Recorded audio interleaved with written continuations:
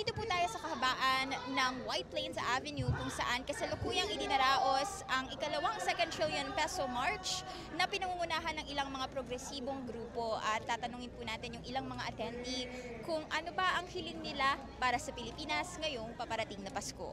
Naikulong na yung mga karakot! Nagot no lahat nung nagkasala sa bansang Pilipinas, lahat ng magnanakaw, lahat ng kurakot at lahat ng nananamantala at patuloy na nananamantala sa bawat Pilipino. Team lang po kay Ma'am Cara. Lahat ng mga kurakot po, sana mamatay na. Sorry, not sorry po. Okay, thank you po. First, ma-impeach na po si Vice President Sara Duterte.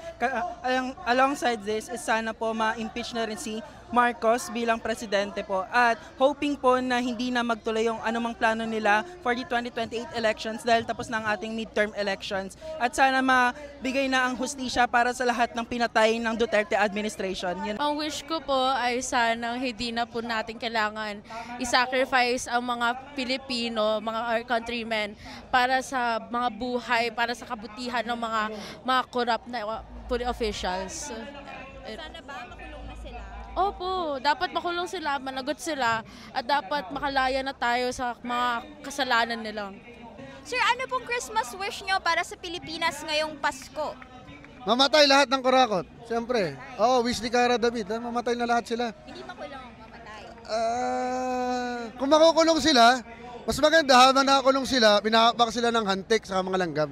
Kasi, totoo lang ako, galing akong Bulacan taga Bulacan ako. So yung baha sa Bulacan, sobra yung nangyari doon sa flood control projects nila. Hindi nakakatuwa. Nakakaaway mamamayan ng Bulacan. Kaya kulang pa yung pagkakulong Tapos nakita natin, di ba? Ibinalik yung pera, 100 million. Parang ang ganda pa nung ginawa nila Hindi tama. Hindi tamang magnakaw. Dapat silang makulong. At kung pwede nga lang yung wish, sana mamatay na talaga silang lahat para masaya buhay natin mga Pilipino. Saan kayo sa Bulacan, sir? Ako taga Plaridel, pero yung anak ko po nakatira sa Balagtas, Bulacan. Yung likod nila, yan yung ghost project ng Wawa Builders. Yung anak ko nabiktima ng lepto, muntik na. Nabiktima ng dengue, muntik na. Sinong hindi magagalit bilang magulang?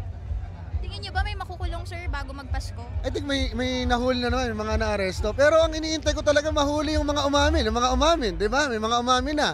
Makulong itong mga senador na ito, di ba? Hindi sila makulong Si Chis Escudero na walang sala pa ng COMELEC, obvious naman yung kasalanan niya. So, gaya nga na sinasabi ko, walang magbabago hanggat itong sistemang ito nananatili sa ating bayan.